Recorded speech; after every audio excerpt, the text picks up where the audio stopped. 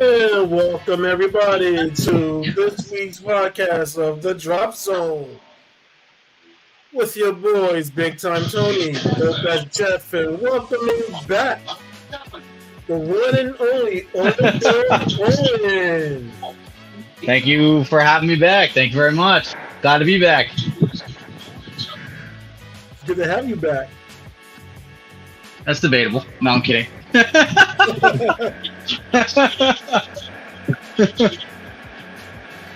All right, hold on. I gotta get my handy dandy notebook. All right, so should we get into topic number one? Hold on 1 second. All right. I have to make a change to one of our streams. Facebook is being an asshole. Oh, come on. It's blocking, for some reason, it was blocking the one on the DropZone page.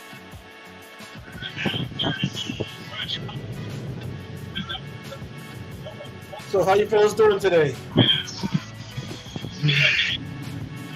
I know all of us are suffering because all 3 of our teams lost. Hey, we haven't lost yet, all right? It's not official yet. But I am in a decent mood because the Cowboys are getting their ass handed to them. Yes, they are. Thank God. 31-10 right now. Oh, wow, they actually scored a touchdown. It's a miracle.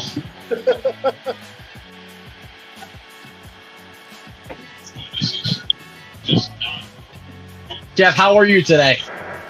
I'm not too bad. Sleepyhead? Woke up about 2 minutes ago. So, doing fantastic. Well, it was 6:58. It was 6:58, and Tony's like, you might want to give him a call. I guess my mom just said, fuck waking him up to go do his podcast today. She was like, good. Jeff, did you hear an alarm?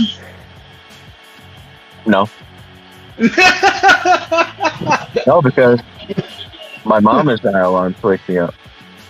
An alarm? What's that? She calls me to wake me up Oh, at like 6:30. damn. And she didn't. But I'm here. It's okay. Touchdown. Touchdown. 28-21. How much time is left? A minute and a half. Okay, that's enough time for Stafford to throw a touchdown. You know it's going to happen. All right. Ah, son of a bitch. See? It was blocked. There we go. That's fucking bullshit. All right, let's get into the first topic. All right, so we're going to talk about our favorite person to talk about. That is the biggest name in the NBA, Draymond Green. Draymond Green suspended again, this time indefinitely. Be careful, you don't want to get choked out of slap. I told you guys in our chat, I said we should have him on the show. Hell no. Not without security.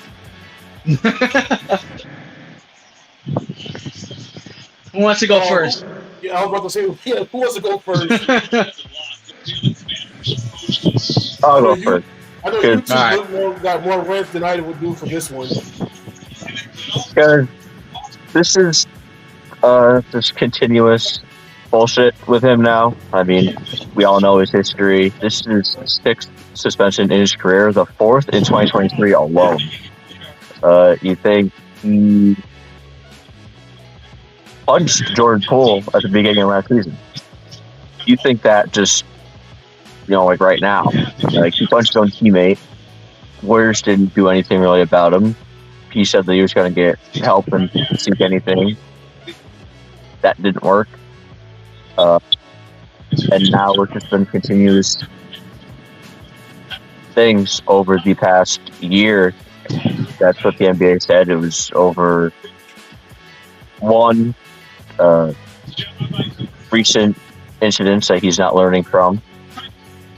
And 2, it seems to just not care that he's doing it. He's just acting out on the court. If people don't know, he struck Yusuf Nurkic in the face in altercation on Tuesday. Suspended indefinitely.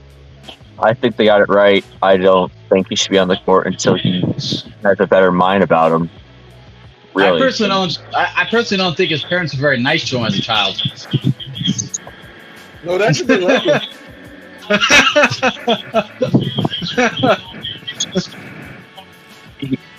He's definitely got some deep-rooted issues that he was trying to put off, and the NBA is not allowing it anymore because it's really not safe for the other players right now to have him on the court with them.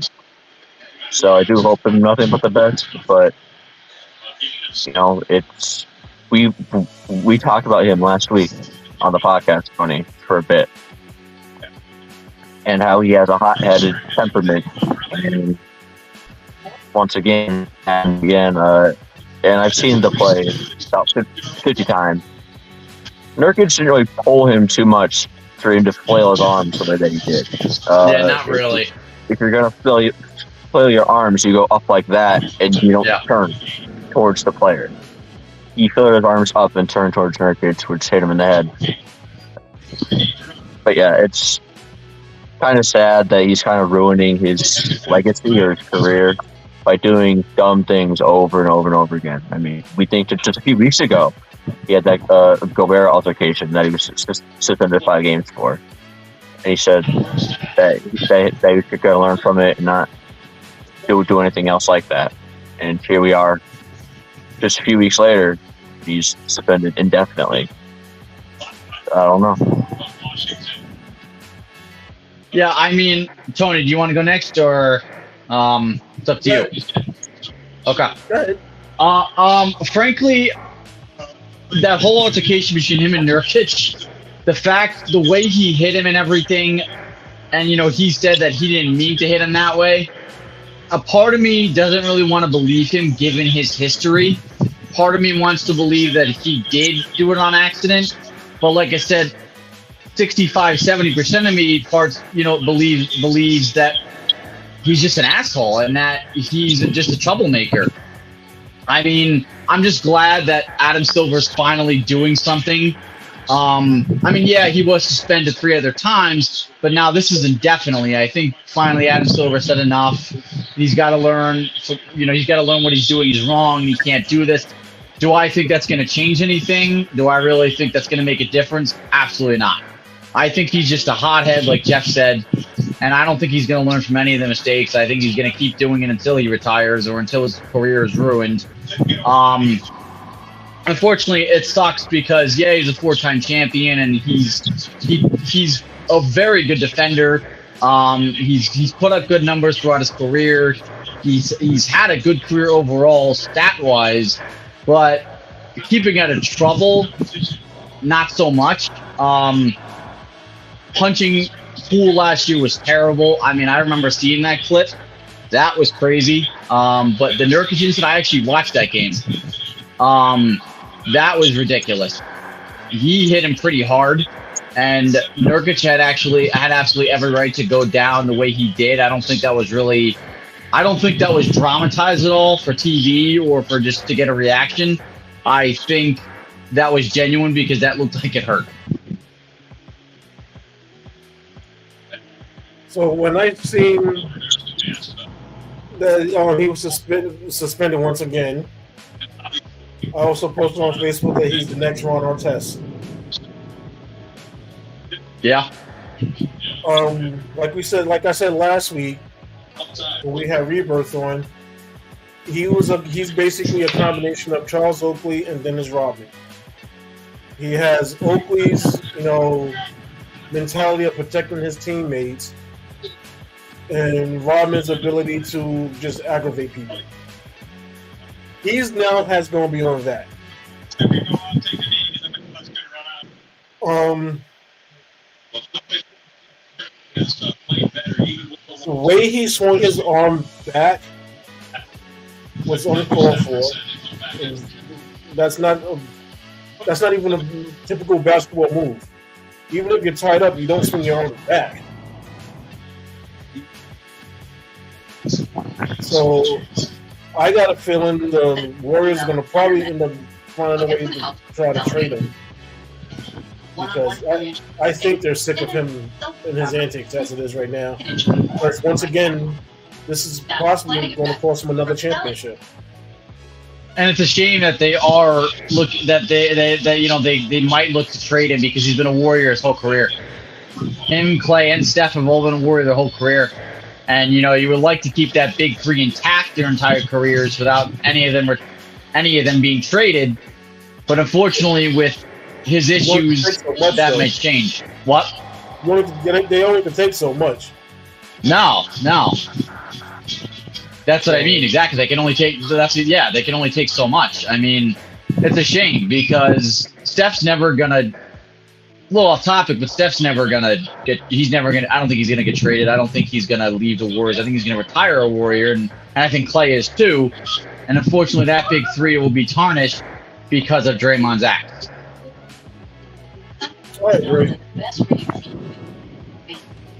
Yeah. Again, there's some people who say the Warriors actually want to keep all three together right now.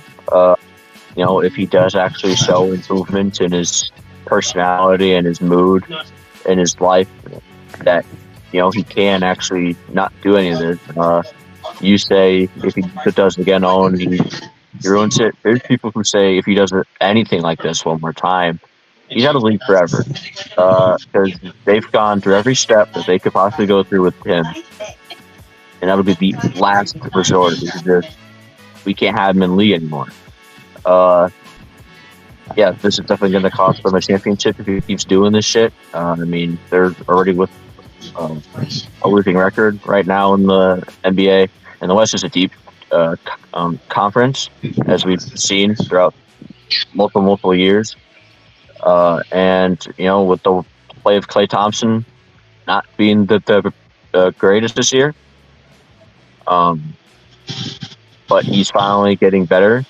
Andrew Wiggins has been nearly non-existent this year for that Warriors team, and they've had to flip the starting lineup now and bench Andrew Wiggins. So, Owen. Yeah. Hey, thanks, Brian. Sorry, I was changing the channel for another football game. There we go. Thank you, Brian. Thank you. Thank you very much. Glad to be back. Yeah, my last word on this is, if he doesn't clean it up, he's gonna be kicked out of the league. And the Warriors do want to keep all three together at this very moment. They do, because Klay Thompson's contract is up at the end of the season, and they haven't gotten a new one yet. Hopefully, if he starts playing a little bit better, they'll work one out. But he's asking for a lot of money for someone who's aging and not really playing up to that money that he's asking for.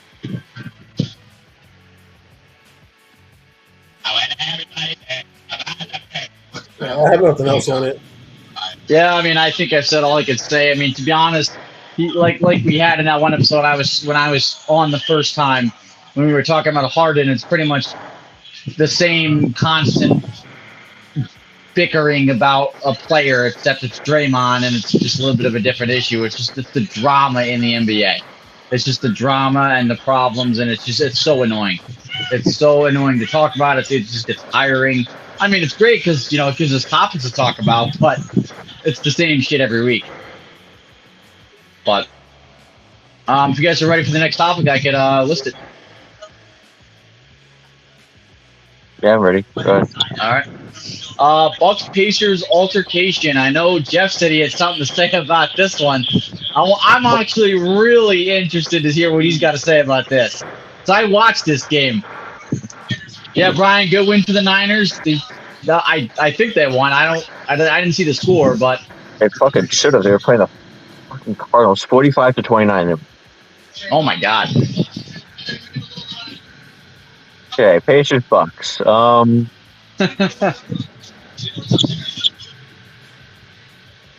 Pacers did take the game ball because the rookie Oscar. I'm not even going to try and say his last name. I know how to say it. I know how to say it. Go ahead. He played for Kentucky's, and that's my favorite college basketball team, and I fucking loved him. He was on the team last year, and I absolutely loved him. Anyways, Oscar Tshiebwe. Okay, he scored his first. I was not even inspired. I was like, he's not even going to try and say it. But he scored his first NBA point in that game. He did. But Giannis scored 64, which is a Bucks franchise record. Without taking a 3, too, which is incredible. I'm sorry, Giannis. But stop fucking crying, okay? It's a ball. What are we, back like elementary school? I understand you scored 64 points without taking a 3. The Bucks franchise record. But to run into the locker room like he did is a little over the top. He was going like this. Yeah, like he was like a track star. dude, he sprinted back there like they took one of his kids. It's a ball. That was ridiculous. It's a ball.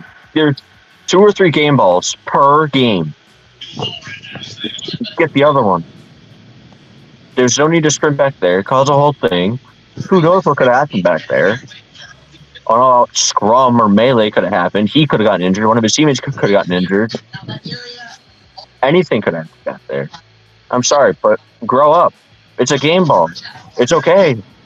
Yes, he's a great player. But this... Now, people are trolling him every single game. You know, Jalen Brunson scored 50 the other night, Owen. Louis Randle held up the game ball in his right hand and handed it to Jalen Brunson. Yeah. Make sure everyone saw that he had the game ball. It's a great game. He went 9 for 9 from 3.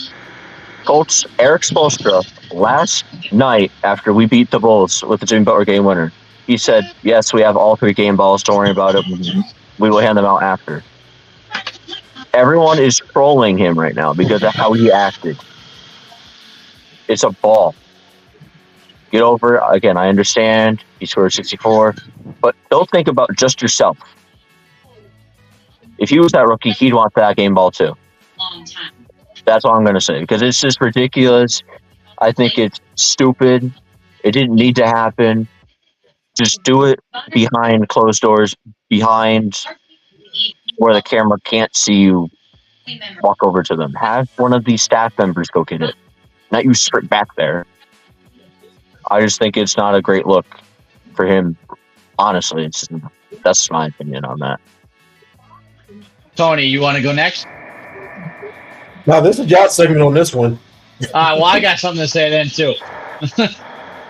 Not as much as Jeff, but I got a couple things I want to say. Like, what's similar to what Jeff said, there is different ways of handling that, and the way they handled that was not professional, was not mature. Giannis being one of the faces. Good Lord. Let's just be glad he's not a Cowboys fan. Mm-hmm. So we can torture him. That would be a good listening session. But what was I saying, Jeff? I lost my train of thought. There's better ways to handle it. It's not professional how they handle it. Or like how he handled it. I can't even say they. It's he. He's the one who flipped out about it. I remember, yes. Him being one of the faces of the NBA, there's better ways of handling that. He didn't have to strut into the stupid arena, whatever you want to call it, near the locker rooms like a friggin' hyena, going like this, like a fucking track star. That was that was ridiculous. I mean, and then not to mention a security guard got elbowed in, I don't know where, but he got elbowed. The security guard got injured. Luckily, nobody got punched. But that's not a way you should handle something like that. That was ridiculous. It's like you said, Jeff. It's a game ball. He had one basket or 1 point or whatever it was. I mean, this guy's probably gonna have. This guy could very well have a 20-year career. There's plenty of opportunities to get a game ball, and you never know. The next time that it could matter for him to get a game ball could be a game winner. By that time he could be the face of the Bucks, because I've seen Oscar Tshiebwe play. The guy is extremely talented. He was extremely talented in college, and he could very well be the face of the Bucks. Maybe after Giannis isn't as relevant as he is now. It's just that they made a big deal out of something that really shouldn't have been. Sheboy's on the Pacers. I don't want to be that guy, but Sheboy's on the Pacers. I thought maybe, you know what? I honestly thought he got drafted by the Bucks. I didn't know where he got drafted, to be honest.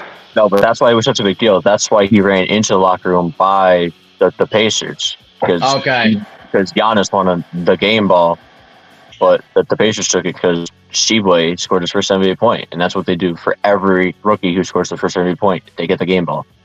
Oh, wow. So that makes it even fucking worse. Yeah, like he sprinted into the opposing locker room for just a game ball. So I apologize. I did not know the full information. I honestly didn't know where Sheboy got drafted. I didn't really follow him after his college days. I followed him during his college career. So that it makes it even worse on Giannis's part. That is awful. That's awful. Stupid. And like he's yelling in the face of Tyrese Halliburton, the nicest guy in the like no one has an issue with Tyrese Halliburton. He's yelling in his face, and Halliburton's like, dude, it's a ball. Like, it's just stupid. Now well, let's look at it this way. Let's look at it this way. So let's reverse it on to Giannis. What if that was Giannis's first bucket as a Buck, and the exact opposite thing happened? Well, how would Giannis react? What I mean, would it be okay if Giannis did it because he's Giannis, or because it was happening to him? I mean, there's always a different scenario, like or a what if, like that.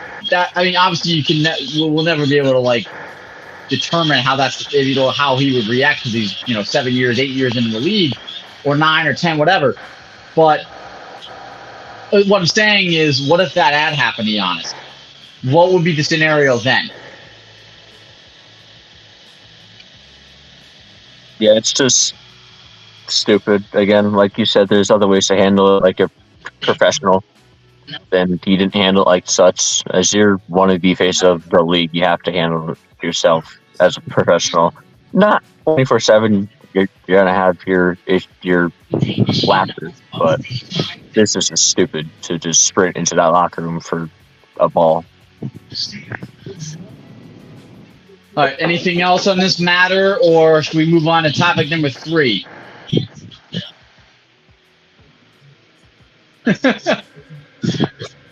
All right. Well, if we want to go, I mean, if we want to go, not subtle, we'll go Brian's way. You got anything on this, Tony? That was a little overboard. I mean, if we want to name, place, and players in the league, all right. Well, Embiid's. I don't know what it is. Embiid is selfish. He's a pussy. I mean, I don't know. What do you want to call these players? I mean, Giannis is a bitch. So let's namesake some other players. Jokic is fat. Jokic is bad. No, that's just speaking stupidity. No, like, Jokic is fat. He's fat. Fat. Yeah. I mean, all right. So to be fair, he lost some weight after a few years into the league, but he was a chubby man. He had too many of those. What was he? Where is he from? Europe? Yeah. Or Greece? Europe? Oh, because he eating too many European donuts. So let's move on before we install the entire league. So that move by Giannis, I'm gonna have to say, in the words of our last guest host, was trash. Yes. Mm-hmm. There is no need to act like a 3-year-old. Nope. So, but not when you're one of the faces of the NBA. It just shouldn't happen.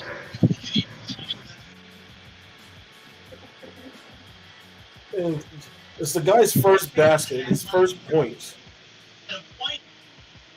It's just like a running back or receiver catching their first touchdown. Well, quarterback throwing their first touchdown pass. Yeah. You always give it to the rookie when they get their first basket or touchdown or home run or Yes, pitcher win as a pitcher, they always get the game ball. That's because just yep, that's just normal. Judge's 60-second. I mean, no, this wasn't his first, but this was his record-breaking home run. It was obviously it was a home run. The guy that caught the ball actually would manage to track down Judge after the game and gave him the ball back because that's just what you do.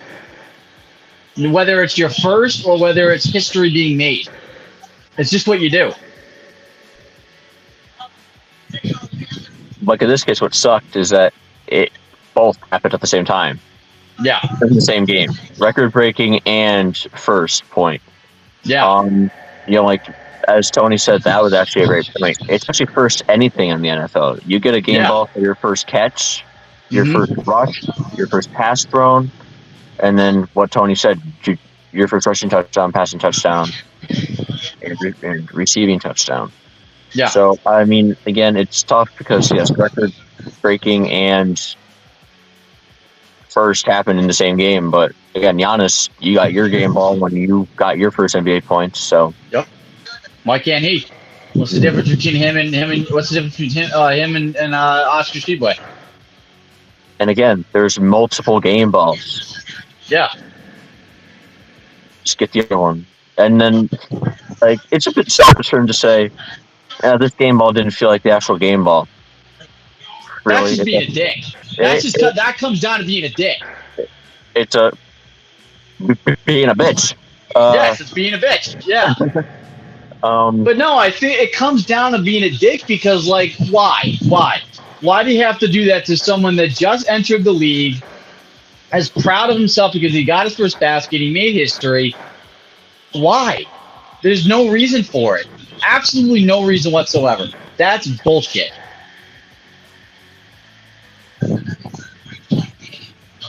Pretty much. Oh, we done ranting on Giannis because he's a little bitch? Yeah. Well, I mean, I am. I don't know if Tony is. Tony, are you good? I mean, I'm done, yeah. That was y'all segment. Mostly Jeff's segment, yeah. I mean, I only have some stuff to say, but it was Jeff's segment. Because it was stupid. It's so trash. It's fucking stupid. Stupid bullshit that is just, it's not needed. It's just not needed. Jeff. What? Go back to sleep. Okay. I got 2.5 hours until work. I'll go to bed. All right. Next topic is Tony's Ohtani contract breakdown. I don't know really anything about it. I don't know if Jeff does because he doesn't watch baseball. He watches baseball as much as I watch tennis. So there you have it. So this is Tony's topic. So a lot of people are saying, is trying to compare this to the Bobby O'Neill contract that the Mets gave him. It is not even close. I've seen people saying that is this the worst contract because he's deferring $68 million per year.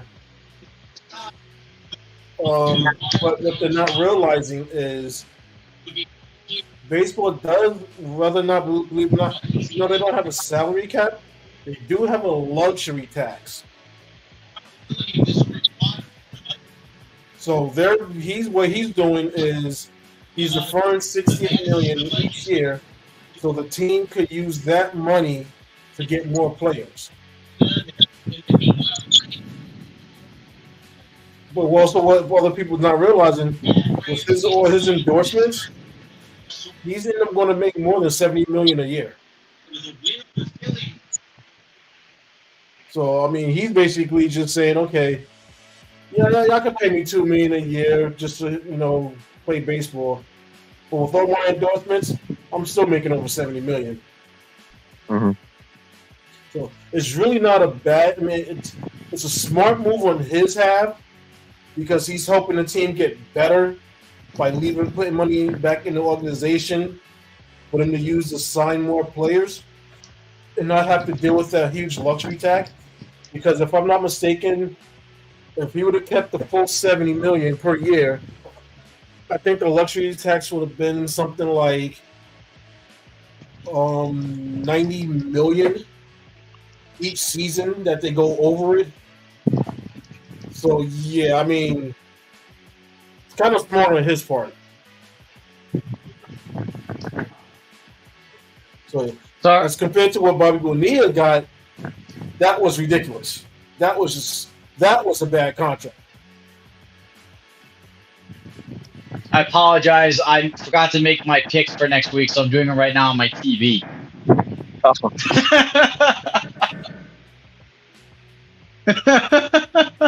You could just wait. I forgot. What? You could just wait till the end. That's what me and Tony do. We'd wait like right at the end. Oh, well, you could have told me. It says it right on the run sheet. No, it doesn't. Yes, it does. I'm going to say on my contract again. I don't really follow baseball, but Tony, thanks for breaking it down to dumb it down to my stupid knowledge. Again, not having a salary cap is great, but yeah, you have to do luxury. But for him to do that, it shows how much he cares about winning and how much he really wants to just win and not really care about himself, how much he's making. So for him to do that is very unselfish. So then, yes, the Dodgers can sign and get more players to help build that roster up and get the ultimate goal.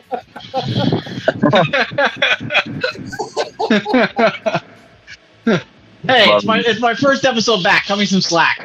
It's been 8 weeks. But yeah, that's all I'm gonna say. It shows Ohtani how he is as a person. He'd rather win than get $70 million a year, which is going to make that with the endorsements anyway.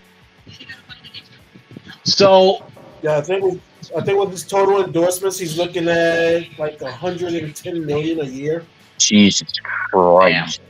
Yeah, you know what the contract is, right, Tony? I mean, Jeff? Yes, 10 years, $700 million. Yeah. I mean, you're $300,000 away from $1 billion contract. That's actually not that much away. It's crazy. But while we have Tony here, while we have Tony here, no, I fucked it up. While we have Owen here. Well, I mean, I'm hoping I'm here. I'm on the fucking chat. No, but because we didn't even talk about this trade or the what trade? Juan Soto. We didn't talk about Juan Soto at all in the podcast. Now that we have Owen here, we can ask him about it. Tony, is that all right with you? That's fine. I actually forgot all about it. No, I knew about it, but I don't follow baseball. You kind of follow baseball, but not too much. We have the Yankees. Tony, yeah, he follows baseball. Yeah, he follows baseball, but he follows baseball. But it's not the Yankees, so he doesn't follow the Yankees. So what does he care? No. But now we have Yankee fan Owen back, so I want to hear his thoughts about Juan Soto going to the Yankees. How do I feel? I love it. I think it was a great addition. There's a surprise. No, seriously, no. Hear me out. You know what, Tony? Fuck you. Yeah, I could have not guessed that answer. Oh, yeah, where's the brick wall, bro? 2 weeks now. Tony moved. He changed. He's got a change of lifestyle. He's living in a fancy house. Doing the podcast. You got some good money, and you upgrade your lifestyle. And you got this nice background now. I'll tell you why. I'll tell you why I like it. The guy played 162 games last year. He played every single game in the season. That is not something you see every year. Honestly, that's not something you see really ever. That's hard to do. That's because your injuries get in the way. People sitting out. People sitting out for rest. I mean, there's different things that come into factor to miss games and not play a full season, including playoffs. The only thing I'm really not looking forward to is because of our stupid fucking manager. Bonehead Boone. Yeah, I call him Bonehead Boone. Because you could have, I guarantee you there's going to be a game this year, or 2 or 3 games this year where Soto's going to go 4 for 4, 2 home runs, 6 RBIs, and then the next day, Boone is going to sit him. That's not what you do. This is why the Braves succeed every year.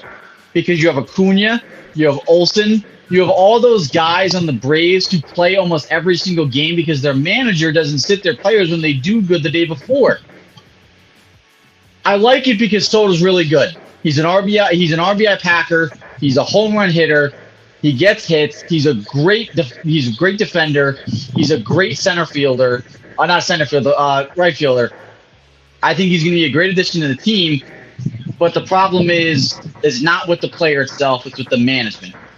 I don't see him playing every single game because of Boone. That's my problem.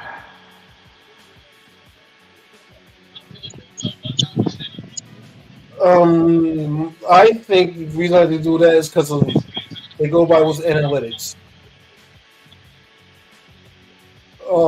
Usually, majority of the time, the analytics says, sit him if he's having a good. It also depends on who's also pitching too. Yeah. I mean, if it's against a pitcher that he really struggles against, I would sit him. Mm-hmm. I mean, why play? I mean, unless he's a great. I mean, I'm sure he's a great defender,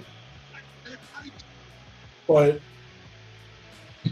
if he's one of those type of hitters that's like going, let's say, like 1 for 15 against a pitcher, he's going to hurt your offense more than he is going to help. So it all comes down to a lot of factors, And a lot of times as the players get older and they have day-night games, usually they'll play either the day game or they'll play the night game. They won't play back-to-back. Yeah, you're right. A lot of managers are switching to analytics for that reason. Yeah. For one, it keeps the players healthy. Yeah.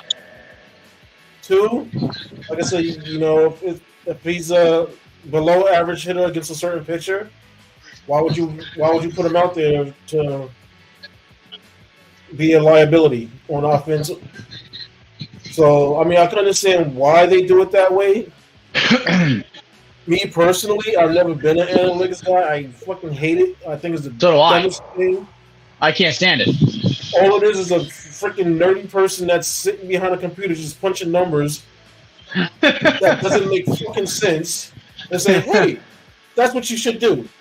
They do it, use it for football, they use it in basketball, and it's fucking stupid.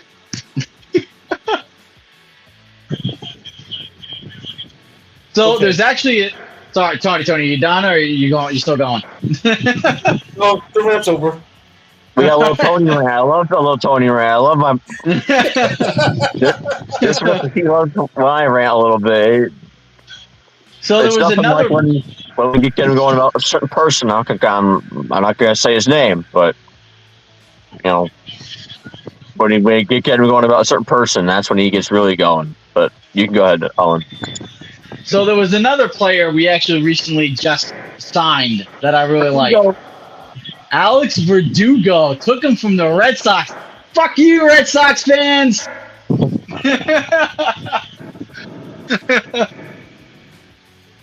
Brian, the Reds haven't been relevant in like 50 years, bro.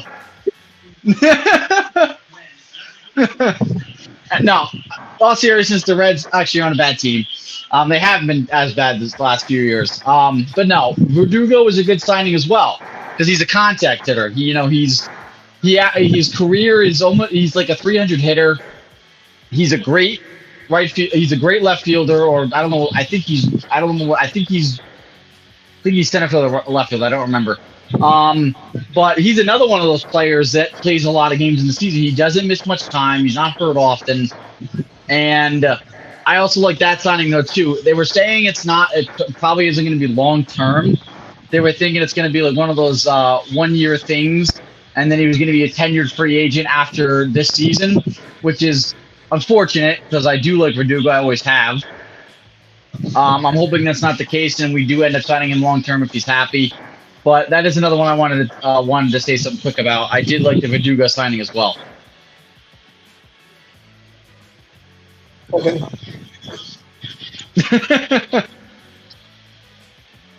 Are you done? Yes, I'm done. All right, good. I'm already sick of hearing about the damn Yankees. Fuck you. Mets suck, Tony.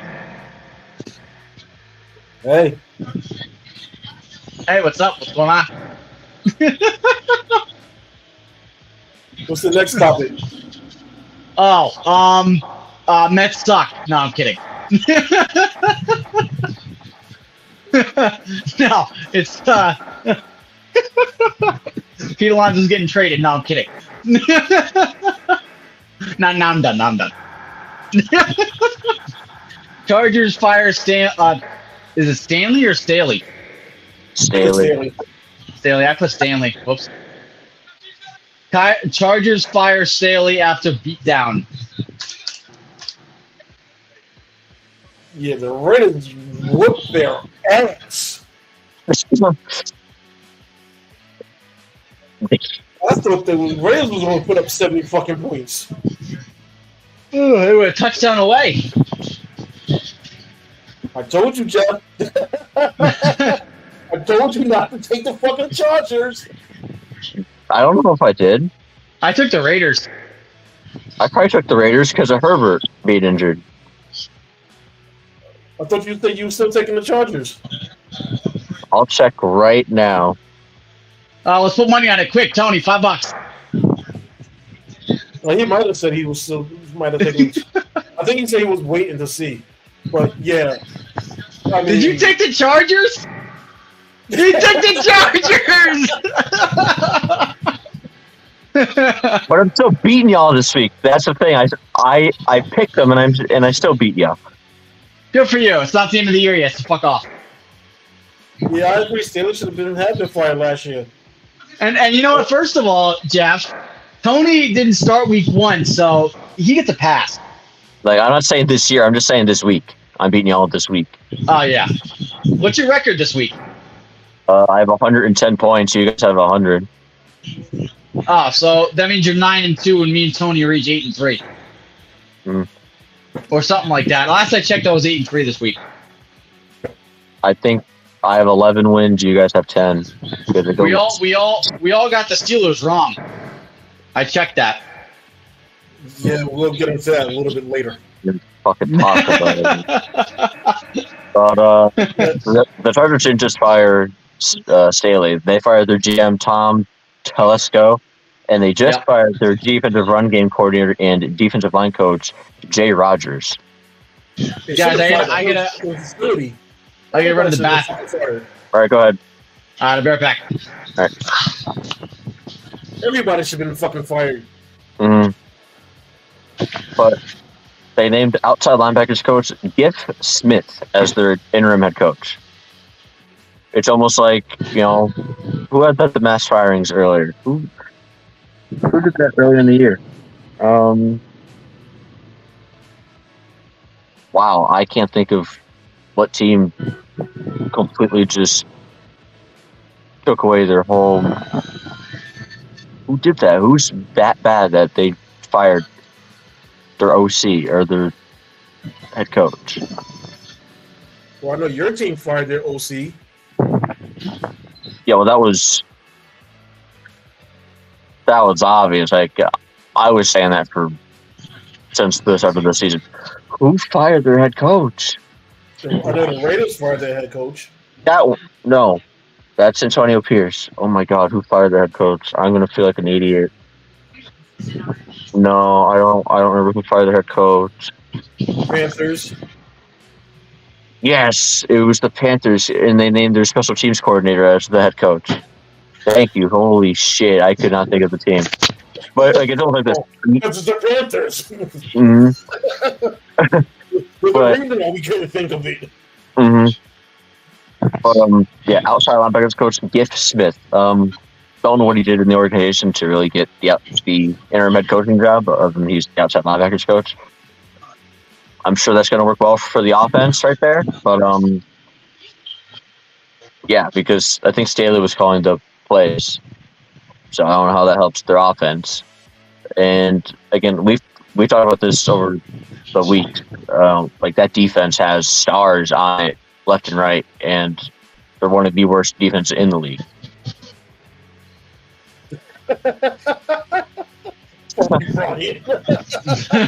Found out telling I said in the chat that Staley should have been fired weeks ago. Last year would even be better. I don't know how he survived as long as he did. And now with Herbert being on IR,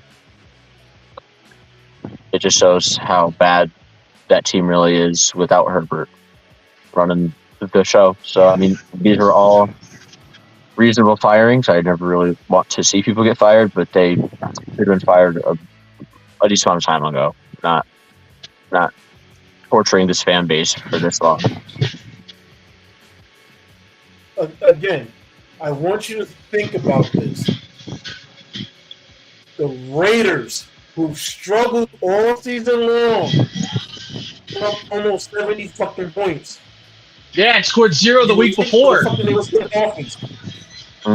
Exactly. And scored 0. And scored 0 the week before against the Vikings. So I'm surprised just the head coach and the GM got fired. First of all, O'Connell, Aiden O'Connell. The Chargers made Aiden O'Connell look like fucking Patrick Mahomes or Tom Brady out there. And they really did. I mean, they looked absolutely. I mean, they started off a little rough. Devontae Adams looked like his old self. Aiden O'Connell looked like Tom Brady. The Raiders' defense looked like the 2001 Ravens defense. I mean, that team as a whole just made the Raiders look incredible.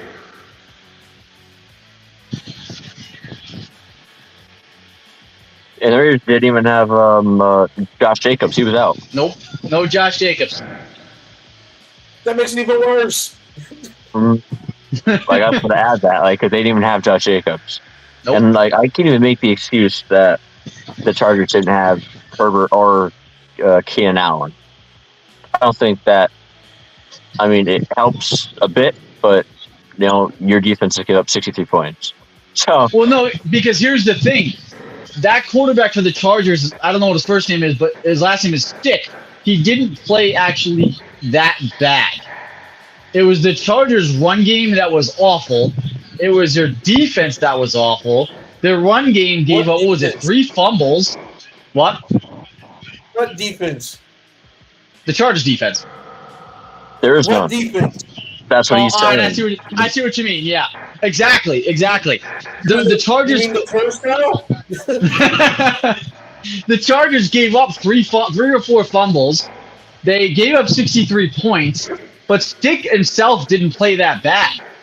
There was a lot of drop passes. I watched that game. The Chargers dropped a numerous amount of passes, but Stick still managed to look decent. It was the fact that the Chargers defense was just awful. It was really bad. Boy, that looked was priceless from Jeff. Yeah, like, serious. I was like, I know we lost, but like, come on, man. Yeah, that was a priceless look right there. Yeah, like, again, I don't have time to watch the game because of work and everything. But yeah, I just looked at Stick's numbers. Those are winning numbers that he put up, and you lose by that much. So. Yep. Exactly. Well, yeah, it has to. That all comes down to the defense. Well, like Tony says, what defense? There really wasn't defense. It wasn't. The Chargers honestly gave. The Chargers gave up after it was 21-0 in the first quarter. Yeah, the Chargers gave up 4 fumbles and an interception, so they turned the ball 5 times. Yep.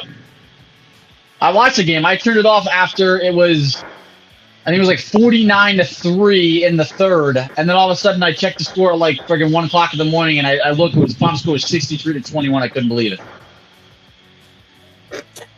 Yes! Oh, fuck. Here we go. It's back. It's fucking back. Son of a bitch. You're welcome, Jeff and Tony. Oh, He's back. it's been going every week anyway. There's See? always something. See, I leave an aura around here. You're welcome. It's every week he came up with something about Jameis Winston, especially like when he was asking to play. That's my legacy. I leave a legacy. You're welcome.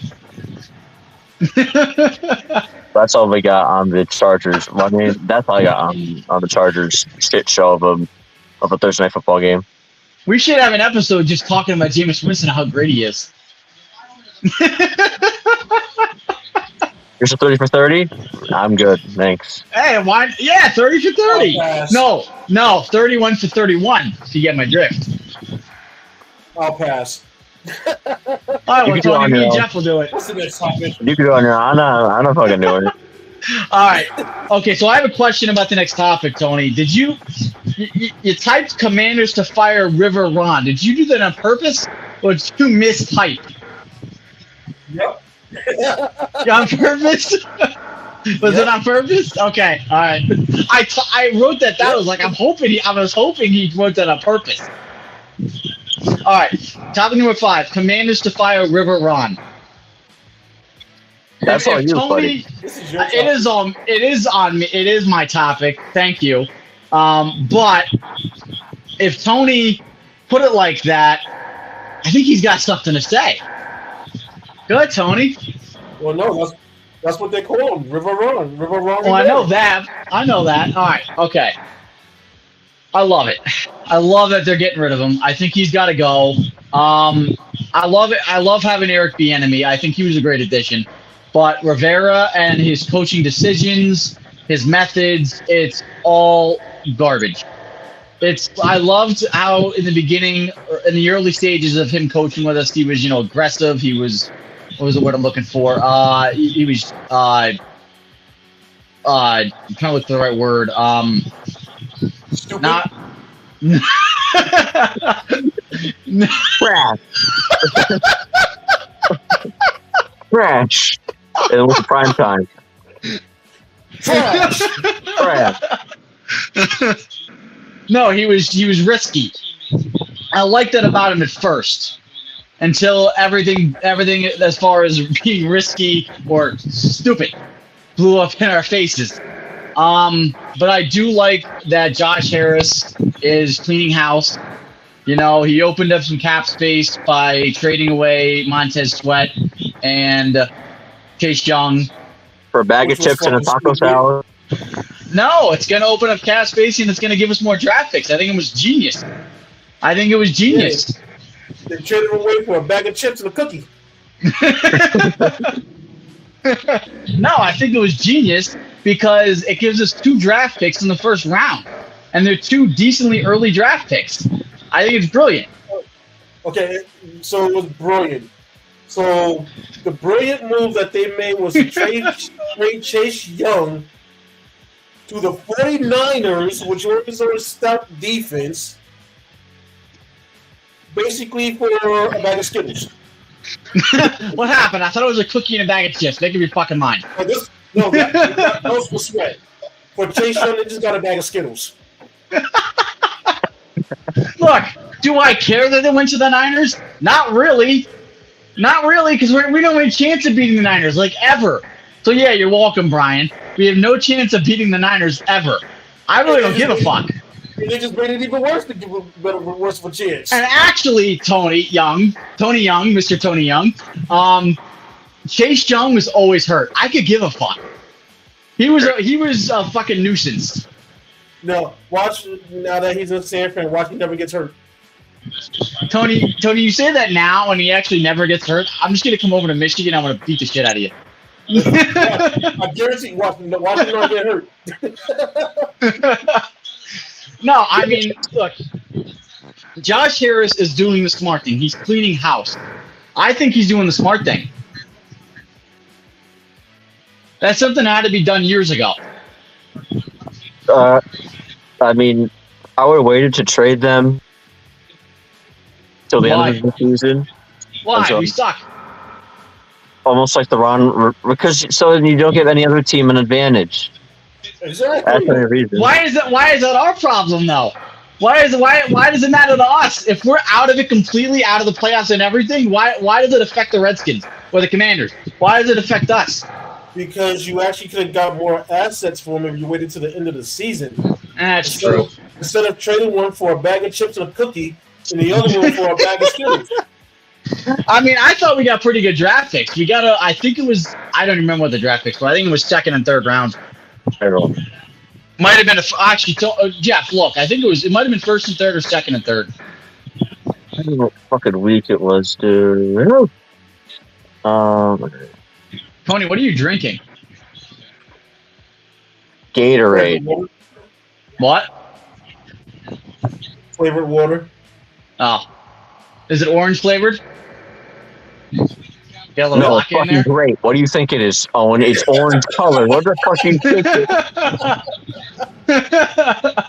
What's fucking great? It was a 2024 special compensatory third round draft pick. So you got a special compensatory third round draft pick for Chase Young. A bag of Skittles. That's fine. The guy is hurt all the time. We got more out of it. Okay, maybe a bag of M&Ms. What's the difference between I think I like Skittles more than M&Ms. So you know what, Tony? I don't like M&Ms. They're overrated. And then for sweat, they got what? Bag of chips and a cookie. They got a second round pick for Montez Sweat. That's what I thought. Second and third. Second and a third round pick. That's fine. I'm happy with that. A bag of chips and a cookie. That's all that is. And the Bears signed Montez Sweat to a big extension. They got a half a cookie. No. Two halves of a cookie. And we know the bag of chips are mostly air. Yeah, they're about 70% air with like one actually whole chip in it. Look, Josh Harris owns two other franchises, the Sixers and the Flyers. He knows what he's doing. We didn't say he knew what he was doing, but we just saying he should have waited to the end of the season because he could have got a lot more. What? A soda and a sub? Better than the bag of congratulations! Congratulations! He gets a whole fucking Subway meal. Better than the bag of cookies and the chips. Oh, he gets a Subway meal. That'll get far. Or other actual players, instead of trying to rely on the draft. That's what everybody does nowadays. Don't you guys know that? Nobody has players anymore. Everyone relies on the draft nowadays. Nobody cares about players anymore. Everyone does draft picks. I don't think it's right because you could get a second round draft pick and they're really nothing. So you technically trade away Montez Sweat for a bus. Here's the thing: we may not like it, but that's how the league is anymore. Nobody does it like we talked about earlier. Nobody just trades anyone for superstar. It is a superstar for a draft pick. It is a minor player for a draft pick. That's how it works. Unfortunately, that's how it works. And then like MLB and cash considerations or prospects. That's how it works. I know. It sucks, but it clears, like you said, the cap space for the team, so they're not taking on another contract. Yeah, I mean, in that sense, they did it smart. Do I wish they got more out of it? Yeah, but in all sense, I mean, it could come back and bite them in the ass, or it could come back and benefit them in the future after the draft. I mean, you never know.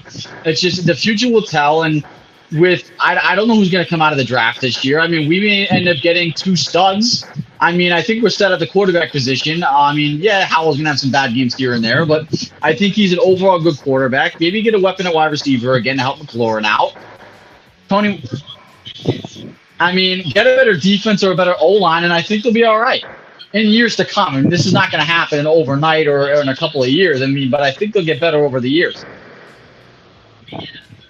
look, as a fan of the team, I have to stay faithful. Sorry. We ain't say nothing. No, you're laughing at me. Because all Tony's eyes get wide, and I couldn't.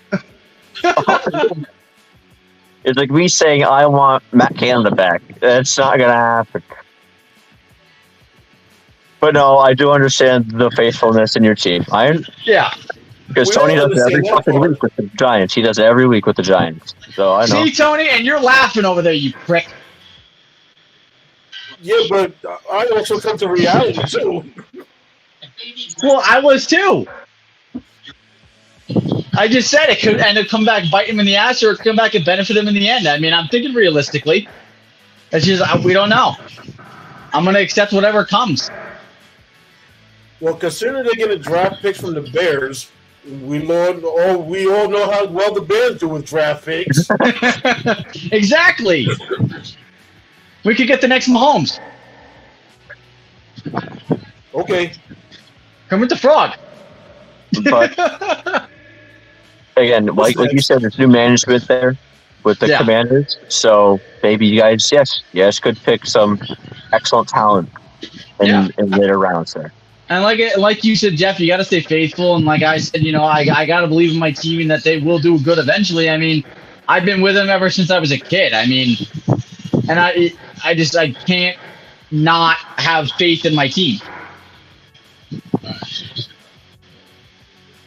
It's all yours, Tony. We never said you couldn't have faith in your team. I mean, hell, our teams aren't the greatest right now. No, I mean, all of our team. Well, no, Jeff's team is actually not that bad, to be honest. Well, now that they got rid of Matt Canada, but then once they got rid of him, their fucking quarterback goes down. Yeah, I know. Can we wait to talk about this, please? I don't want to talk about it right now. I'll talk about what I want to. All right. I think we're done with the River Ron debate. So, our next topic, NFL injuries. Jeff's favorite. Take it away, Jeff. Obviously, if any happened during the games today, I was sleeping, so I don't know.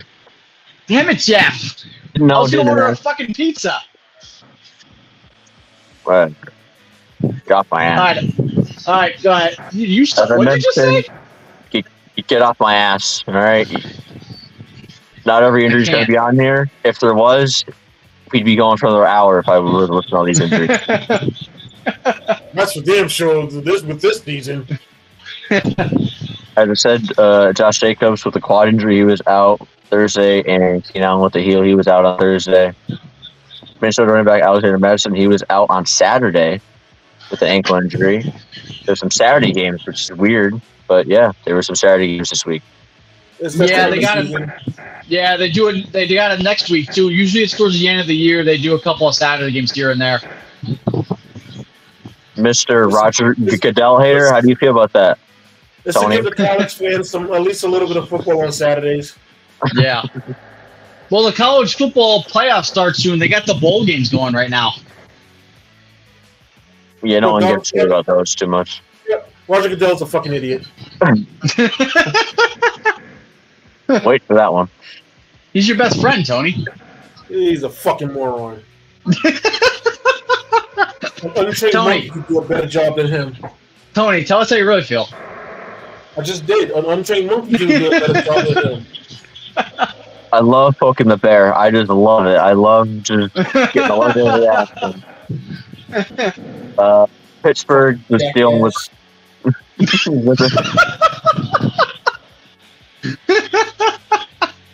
Pittsburgh, again, they were without Kenny Pickett with his ankle injury, and Mika Fitzpatrick left the game versus Indianapolis with a left knee, or with a knee injury, and he did not return. We have really no excuse because Indianapolis, Zach Moss, running back, had hurt his arm and he took the game. Jonathan Taylor was out with thumb injury, and Michael Pittman Jr. with a concussion was out for the remainder of the game against Pittsburgh after taking a big hit. And the Steelers still lost. Yeah, I know we did. Thank you, Owen. No problem, buddy. Just figured I'd clarify it. and keep you up to date. No problem, buddy. I got you. That's why I'm here. That's why I'm your friend. Yeah, as if I didn't know they lost. Thank you. Jeff. Yeah. It was lost. Thank you.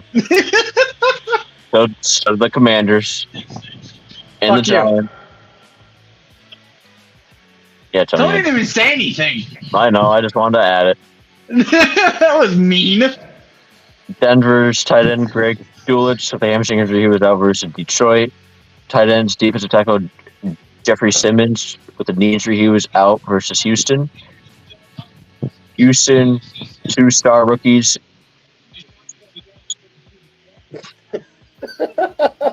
two rookie standout players. C.J. Stroud, their quarterback with a concussion, he was out versus Tennessee, and Nico Collins with a calf injury, he was out as well. No, he does not have God in his name. He has good in his name. He is good, Brian. Learn how to spell. I wouldn't get him started. He's going to get on your ass now. Yeah, he probably will.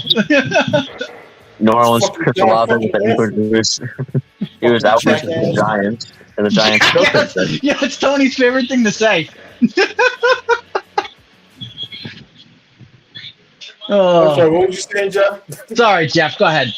All right. New Orleans wide receiver Chris Olave, he was out with an ankle injury, and the Giants still couldn't win. Well, that's because DeVito got knocked out for a while with a concussion. All right, so play nice. Agent might do good.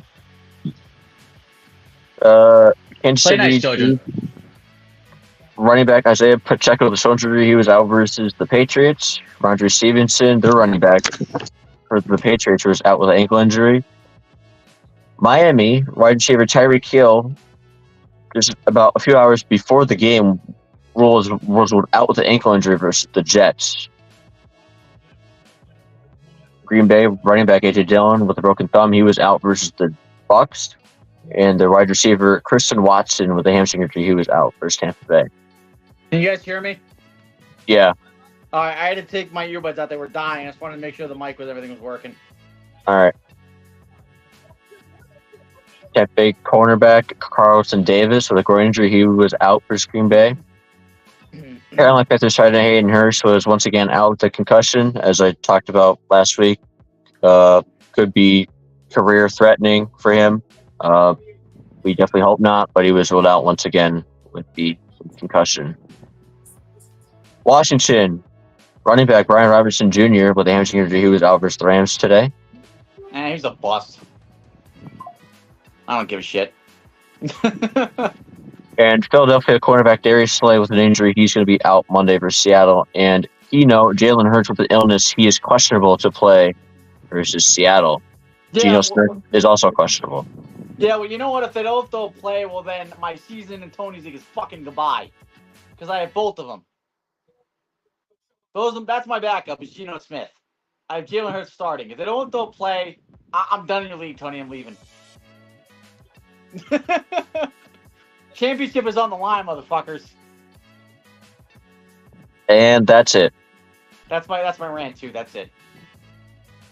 As far as the injuries as well, too. That's all I got. All right. That's actually not as bad as I thought it was going to be. Again, there could have been some that happened during the games, but No, you were too busy sleeping, Jeff. Jesus. Yeah, I know. Third shift. That's how it is. Third shift. Yeah, no, I worked third shift before. It's not fun. Kicks the shit out of you. I know. All right. Next topic. You got only a few topics. A weekly recap. This would be the fun one. Let's talk about the Steelers first so we can rub it in Jeff's face. It's pretty funny. No, I'm kidding. I love you, Jeff. First game, Jeff. we could skip the Raiders and Chargers game. We already discussed that bullshit. Yeah, those are over with. All right. Thrilling game. Vikings and Bengals went into overtime on Saturday. That was a good game. Vikings lose to the Bengals 24-27. Once again, I will mention the legend himself, Josh Dobbs, has been benched for Nick Mullins, He went 26 for 33, 303 yards, 2 touchdowns, and 2 interceptions. Not bad. No, Ty I know. Chandler. I watched the game. It was a great game, to be honest. I was at work, but I watched it. It was a phenomenal game. Working hard or hardly working, Owen? Both. I don't know who this Ty Chandler is. My job lets me go on my phone because I'm just selling candy all day, so I'm pretty much on my ass all day. So they don't really care. All right. Ty Chandler had 23 carries, 132 yards, and a touchdown. The rookie Jordan Addison had 67 for 111 yards and 2 touchdowns. So, again, a very good game overall. I mean, again, 24-27. We had a Joe Mixon sighting for all fantasy owners of Joe Mixon. He found the end zone, finally. He had 10 carries, 47 yards, and 1 touchdown. Overall, the rushing yards was kind of quiet, but he finally found the end zone, so. He's been quiet all year, honestly. He has been, yeah. He's had an off year. He definitely had an off year. But no, Jake Browning is definitely impressing me. Yeah, he went 29 for 42, 324 yards, and 2 touchdowns with 1 interception. Yeah. And they got the win. So that's really all that matters. Mm-hmm. And the Bengals improved to 8-6. Minnesota falls to 7-7. Tony, you have anything on that game? No, not really. I do. All right. Asking. Go. Well, I mean, I was asking him, and then go on to you. I don't want to hear it. All right. No, I mean, it was a really good game, and I saw the last play that got them into field goal range was Tyler Boyd's catch for like 40 yards.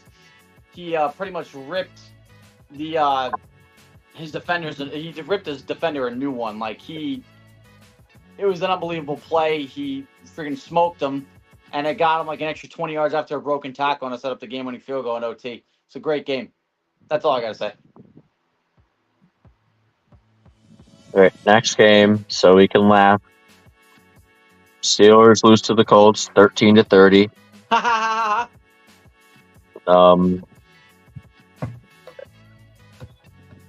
Mitch Trubisky, he can go away. It's trash. Yeah, he went 16 for 23, 110 yards, 1 touchdown, 2 interceptions. Jalen Warren had 10 carries for 40 yards, and Deontay Johnson found the end zone for 4 receptions for 62 yards and a touchdown. Minshew Mania was running wild in Indianapolis. He had 18 for 28, 215 yards, and 3 touchdowns.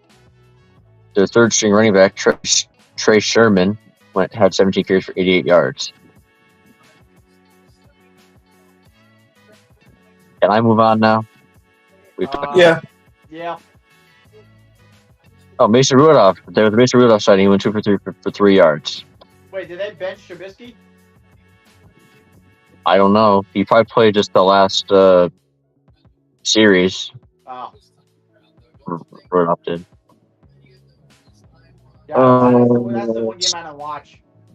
Yeah, Steelers fall to 7-7. Indianapolis improves to 8-6. Better than 4-10 like the Commanders.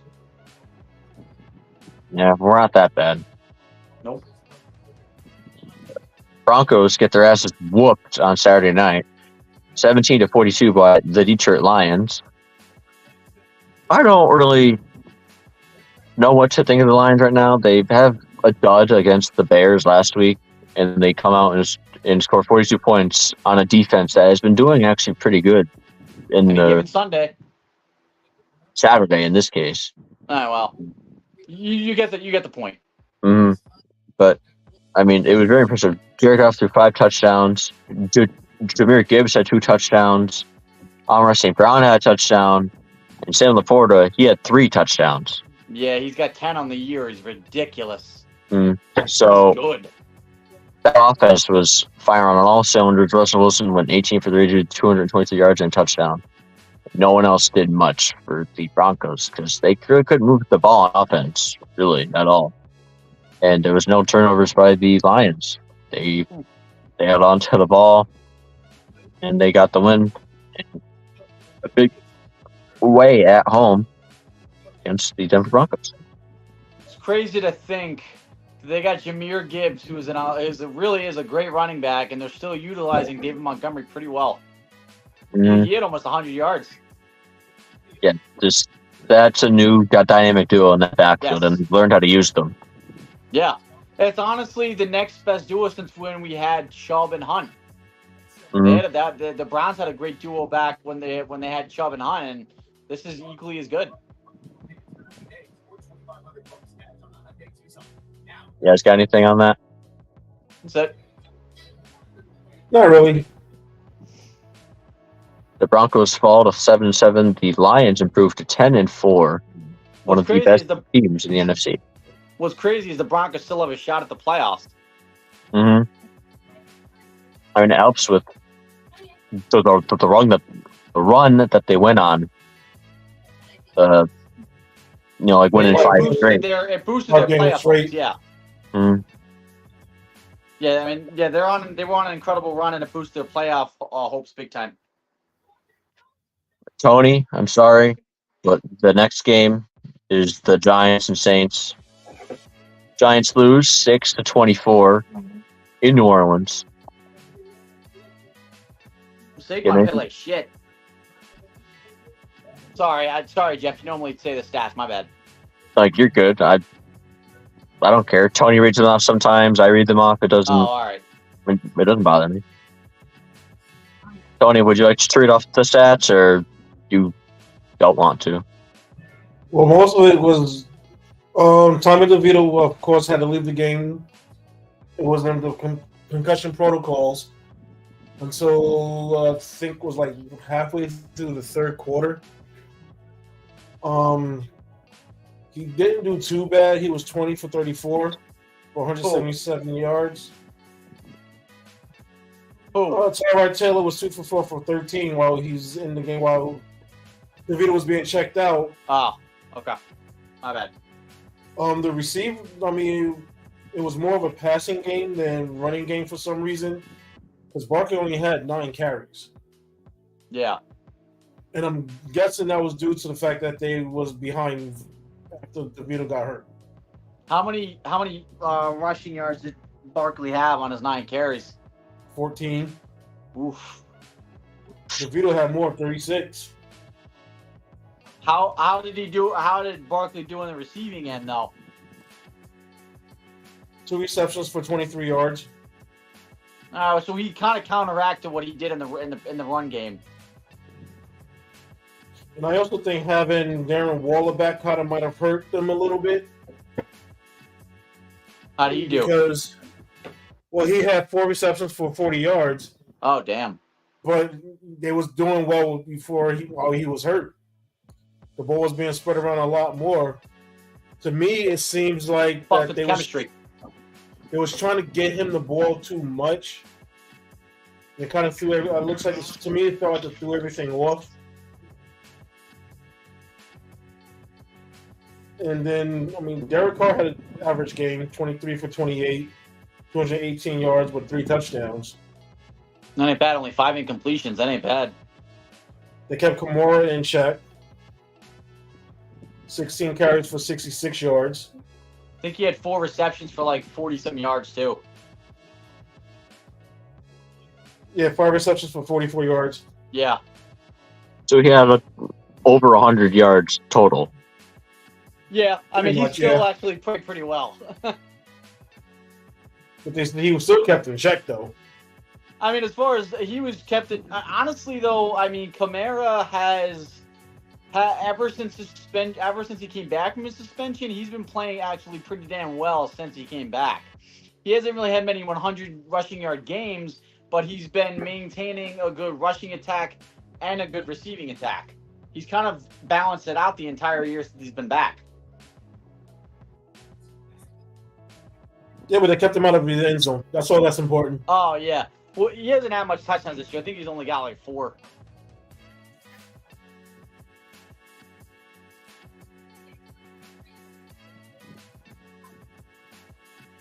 But yeah, I know we're still 1 game ahead of the Commanders, so good for you. Yeah, the Giants fall to 5-9. The Saints improve to 7-7. Saints are doing a lot better than I thought they were gonna do Mm-hmm. this year. I Well, really am surprised by that. I knew that the division was going to be a fuckfest of a Oh yeah, weird division. It always is. that division is still honestly up for grabs between like 3 different teams. Yes, the Falcons, Saints, and the Bucs.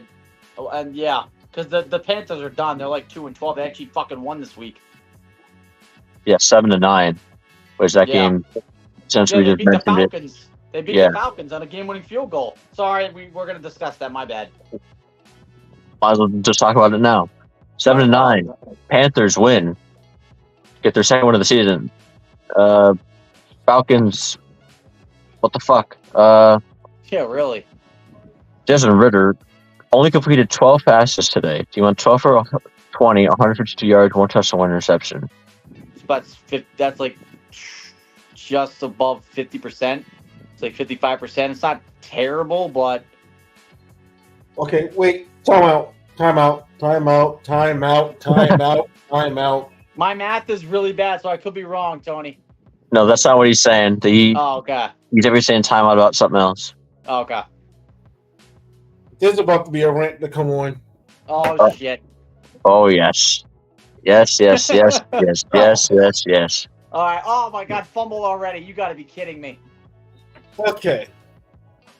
First rant is, how the fuck you lose to a team when you don't score fucking, and never score a touchdown? Oh. I'll sit back for this one. Seriously.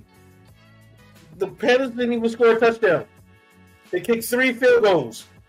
You telling me you couldn't get ball down the field to kick another field goal to win the fucking game? Secondly, the Falcons head coach needs to be fired immediately. He's lucky I don't own a team because I would not let his ass on a fucking team playing. Jeez, how many teams do you own, Tony, realistically here? I would literally tell him to go fucking fly coach. Yeah, hypothetically, how many teams do you own here? A If I lot. have my way, I could get rid of Roger Goodell and I own them all. You might as well be the fucking commissioner. How do you have one of the best running back studs and you only rush him for 7 times? Because their O-line sucks, Tony. You have one of the most talented tight ends, and he only has 3 catches. Because their quarterback sucks.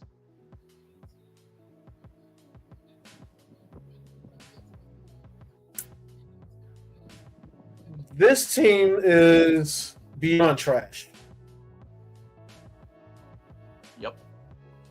This team is landfill. They're landfill trash. They're so bad. They're so bad they make the Commanders look like a playoff team. I still don't understand how you could lose to a team that doesn't even score a fucking touchdown. Any given Sunday, I guess. I don't know how they've won 6 games. I don't know how they won 6 games either. That's honestly beyond me.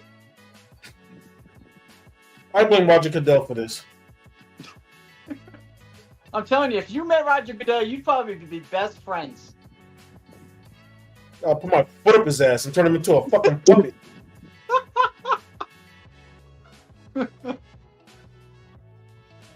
Oh, wow.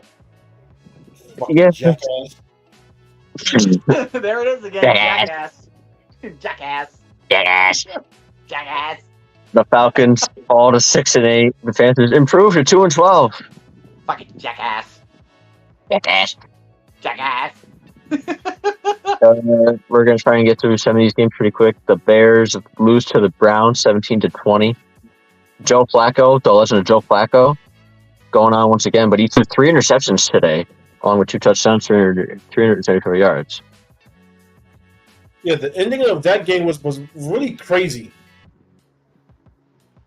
because the Bears had a chance to win through a Hail Mary. It was tipped. The Bear receiver was falling down and had a chance to catch it. It hits off his chest, and the Browns intercepted. Yeah, I saw that on TV just a couple minutes ago. That was crazy. I'm like, how the fuck is that possible? Only the Bears. Only, like, that's how it's possible. Only the Bears. Justin Fields did not have a good game. He went 19 for 40, 166 yards, 1 touchdown, and 2 interceptions. And Justin Fields is trash. The one interception was a Hail Mary, so I really don't count that one. Mm-hmm. I mean, yeah, it counts stat-wise, but yeah. I never believed the hype in Justin Fields, even after the monster rushing attack he had last year. I never thought he was good. I mean, just going 19 for 40. That's not going to win a game. Going 19 for 40. No. Flacco threw for almost 400 yards. I know. Flacco still got it. This motherfucker was just sitting on the couch 3 weeks ago. I'm telling you, Flacco still got it. I just don't like throwing those 3 interceptions. You threw those 3 interceptions, but again, they still get the win. So I'm not really going to talk about it. Yeah. This is what my dad said to me in Messenger, and shout out to my dad, David Partenio. He said, if you win the messy games, you're doing something right. Oh, yeah. This was a messy game. You know, yep. Bears fall to 5-9, Cleveland improves to 9-5. Yep. The Bucks. Hold on, there's a Marty Cooper sighting. Mm-hmm. 4 receptions for 109 yards and a touchdown. Yeah, and he was questionable coming in. And he played, and it's a good thing that he did play. All right, what's the next one? The Bucks beat the Packers 34-20. My guy Baker Mayfield. My guy Baker Mayfield. He had 4 touchdowns, almost 400 passing yards. You know what's crazy about that, Jeff? What? The fact that you lost that league last year and you had to wear his jersey, and ever since then he's balled the fuck out. Mm-hmm. Well, I mean, I wouldn't say that he's balling out because he had some bad games. Like, they're only 7-7. I think they could be doing a lot better. He'll have a great game every game, but compared to how he played in Cleveland, he's kind of that's his way of balling out. Mm-hmm. Yeah, I mean, 4 touchdowns, almost 400 yards. Yeah.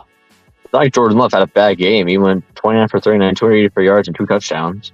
That's actually pretty good. Yeah. Godwin. Love has been balling out. Yeah. Even I mean, they're 2-2 in their last 4, but he himself hasn't looked bad. No. I mean, there's some games like where he does, and like the mistakes that he makes, but those are young mistakes that he will learn from. Yeah. For the Bucks, Chris Godwin had 10 receptions for 155 yards. When this guy is healthy, he's a great wide receiver. But his issue is when he's healthy is the main case with him. Mike Evans found the end zone. He had 4 receptions for 57 yards. Rashid White, the running back, had 2 receptions for 50 yards and a touchdown. And I don't know who David Moore is, but he had 2 receptions for 68 yards and a touchdown. Who? So, pretty lopsided game. As I said, Bucks improved to 7-7. Green Bay falls to 6-8.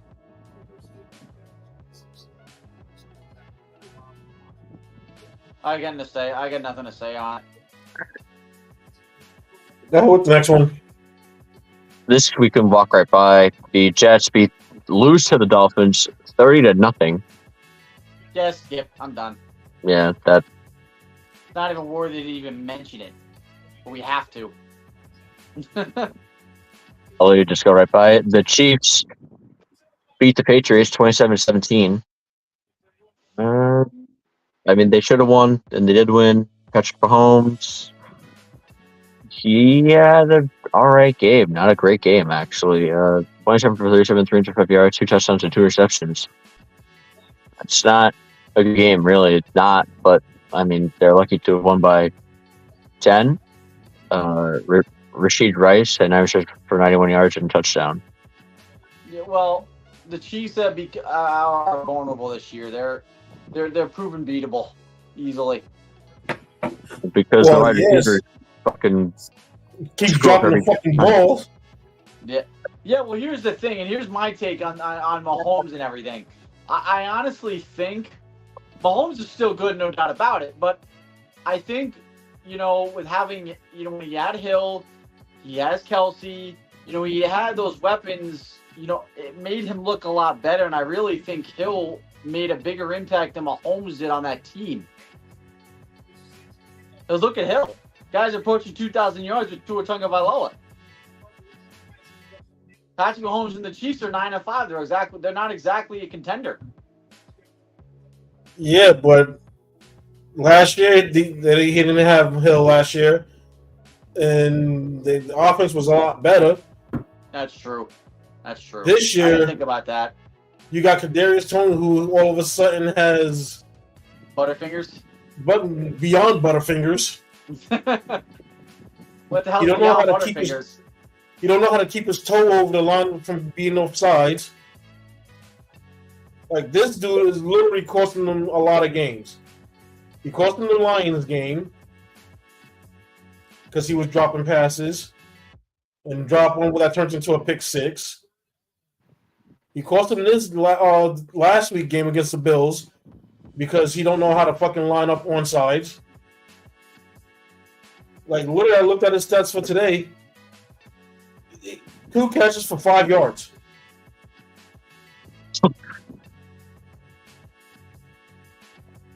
Two catches for 5 fucking yards.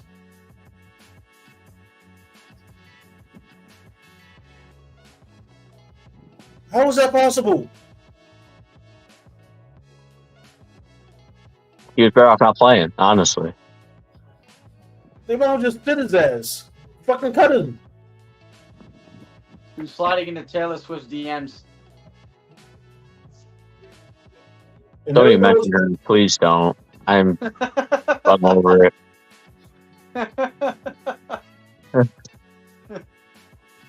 Again, Chiefs improved to 9-5, and the Patriots fall to 3-11. And they wonder why the Giants traded him to the Chiefs for a ham sandwich and a soda.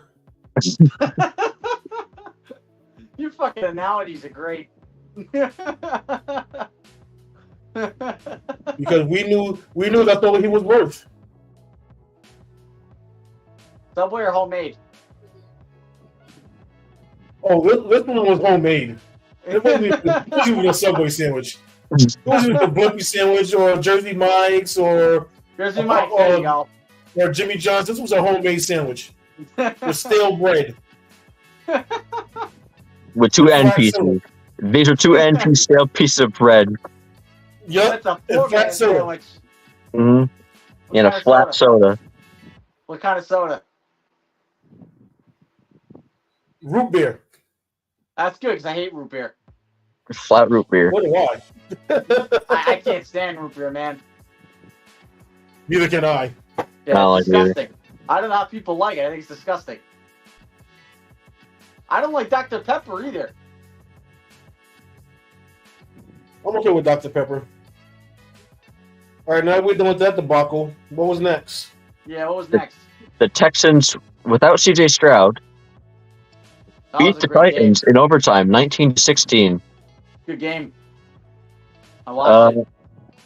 I saw something that's crazy. Was the quarterback Casey Keenum? That's their backup? Yep. Yeah. Vince Keenum was their backup. Okay. I just wanted to make sure I was reading that right.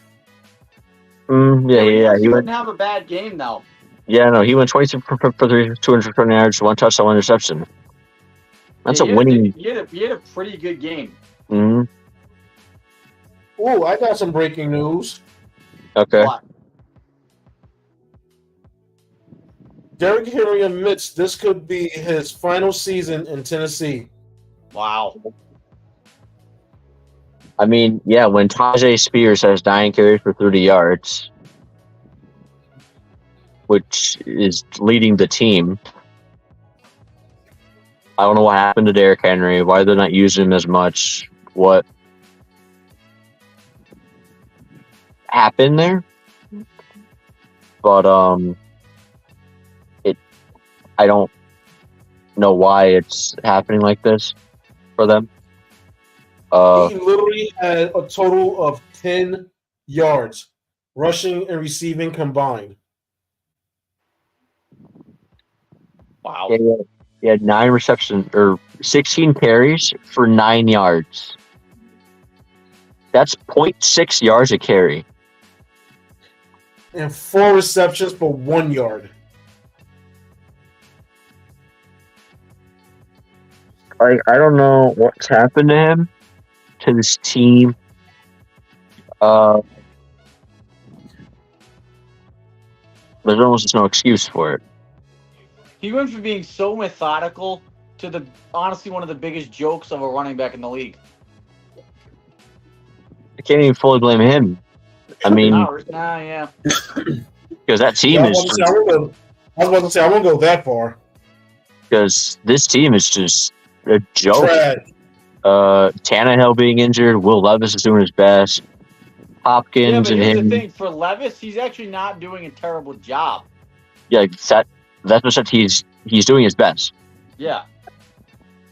I don't know what play calls they're running. That old line needs some work. Because if Derrick Henry, one of the most powerful backs in the league, can't even get to a yard a carry. Because their O-line is That's a joke. bad. That's why. Their That's O-line bad. is an absolute joke. I can move on from this game, because Derrick Henry's a great running back. Just I don't know what's happened there in Tennessee for them to be this bad. They fall to 5-9, same record as the New York Football Giants, and the Texans proved 8-6. How's those Texans looking? 8-6. Oh, yeah, I know. I know. We'll talk about that at the end of the year, okay? He told the both of us. He did. He was like, watch. It'll be good. Well, you know what's funny? Tony, you know what's funny about C.J. Stroud? Speaking of the Texans, C.J. Stroud. Jeff, actually, in our league, my league, our 10-man league, Brian Urbis, shout out to Brian Urbis, has his eye on C.J. Stroud. And I have him. I picked him up off waivers. And I got C.J. Stroud and Justin Herbert. I'm like, dude, you're keeping an eye on for no reason because I ain't keeping Herbert. I'm keeping Stroud. Mm-hmm. I was like, I'm not taking no more chances on Herbert. I'm done with him. Stroud has already impressed me. It's like you can take your eye. You can take your eye off him. All right, now let's touch about this upcoming game. Niners beat the Cardinals 45-29, which is what should have happened. It did happen. It's expected. Brock Purdy, 242 passing yards and 4 touchdowns. McCaffrey found the end zone again. 3 different times. He had 5 receptions for 72 yards and 2 touchdowns, and 18 carries for 115 rushing yards and a touchdown. James Conner for the Cardinals found the end zone for 14 carries for 86 yards and a touchdown. Again, not much to say about this game. San Fran improves to 11-3. Cardinals fall to 3-11. Again, this is the outcome that should have happened. Started off close. What's up? Started off close. Mm-hmm. Cardinals actually struck first. But then, honestly, after that, it was all Niners. Owen. No, not today. Maybe next week. I'm sorry, but the Commanders lose by 8, 20-28 against the Los Angeles Rams.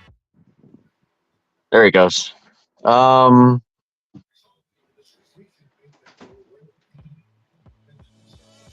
Wait, they played Jacoby Brissett? Yeah. Yes, they put it in. Now, can we move on? I left. No. Well, fuck you then. Jacoby Brissett went 8 for 10, 124 yards and 2 touchdowns. Terry McLaurin finally found the end zone again. There was a sighting of Terry McLaurin today. Yeah, it's about fucking time. 66 Brissett actually played better than Howell. He did. And here's the scary part. Brissett came in with 5 minutes left in the fucking game. He came in with 5 minutes left in the game and outpassed Howell.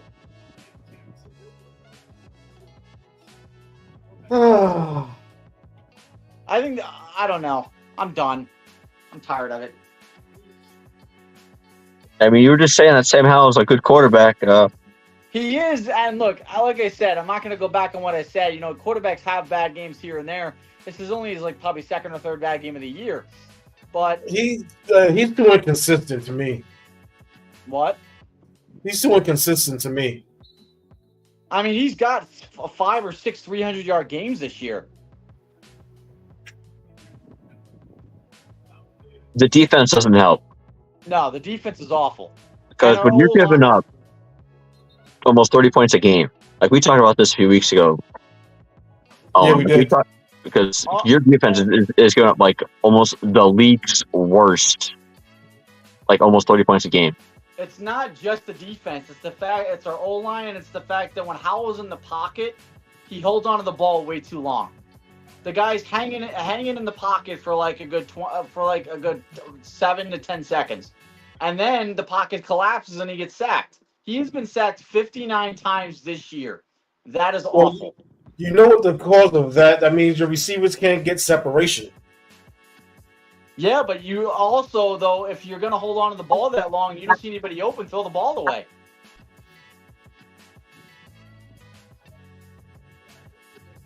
Got to throw the ball away. You can't take the sack. To some point, but, I mean, like I said, we had the same issue with the Giants last year. The receivers couldn't get separation.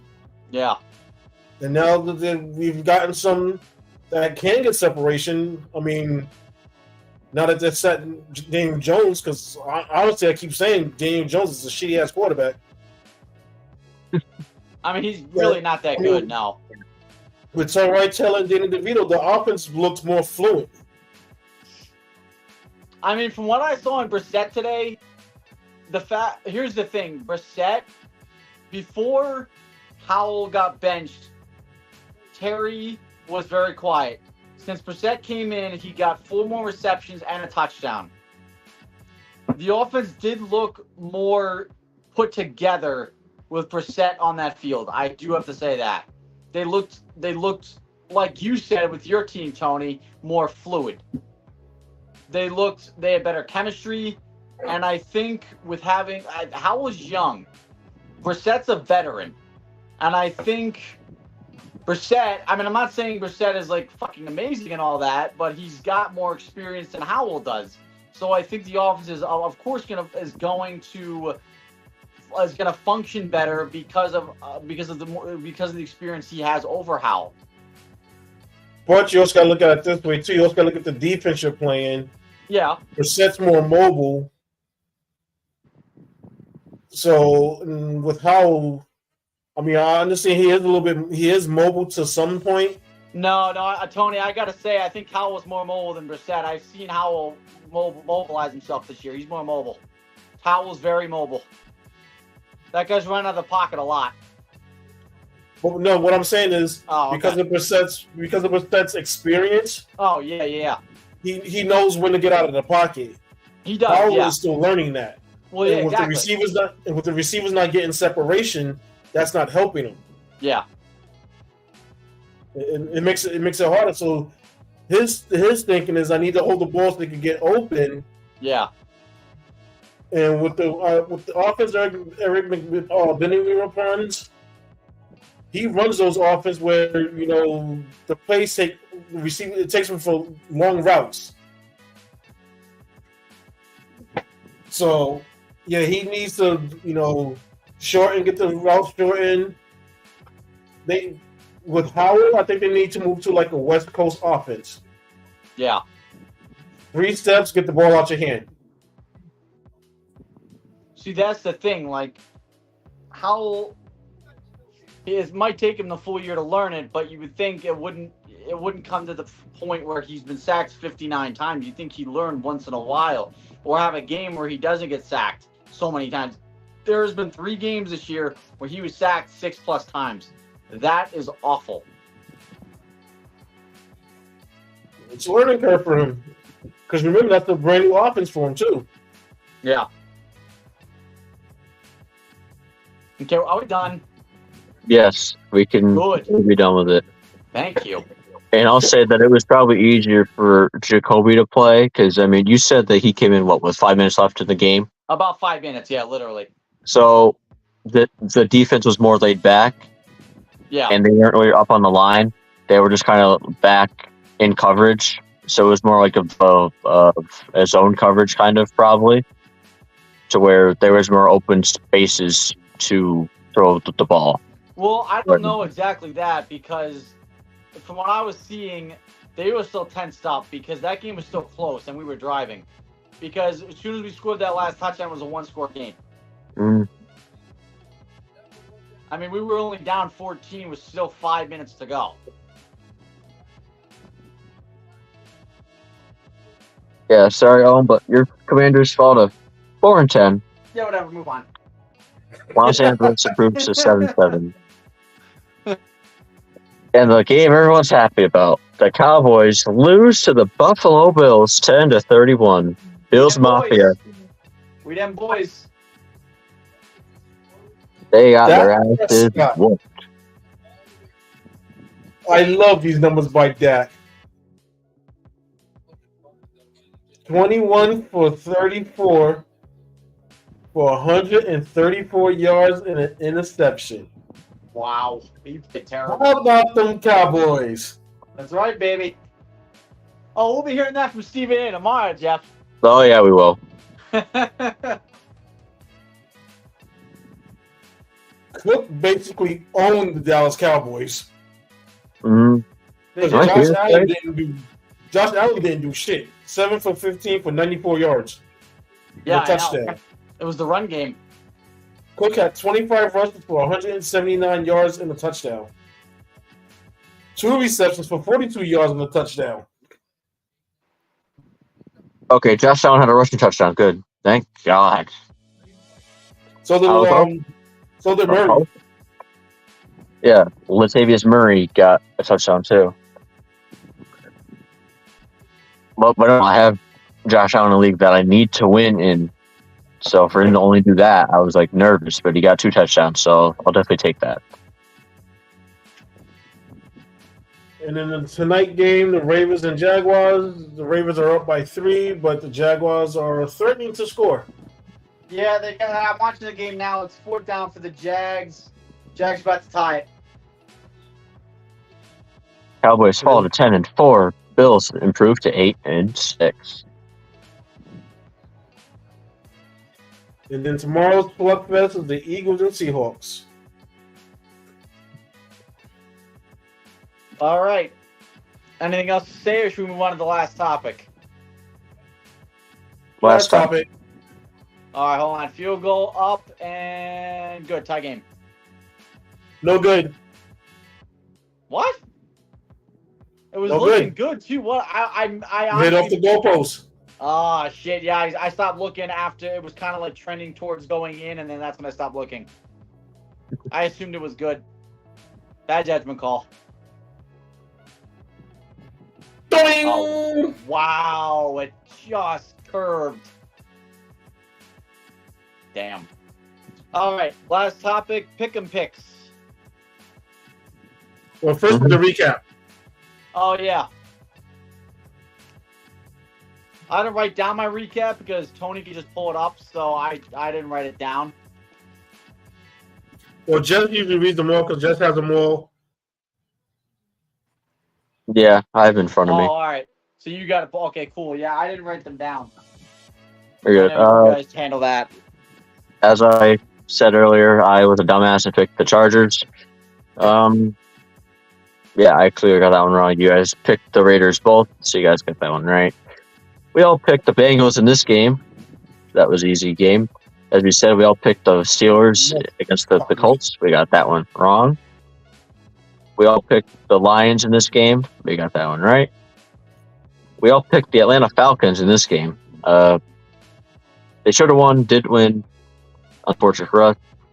We all picked the Texans and the Dolphins in these next two games, and we got those right.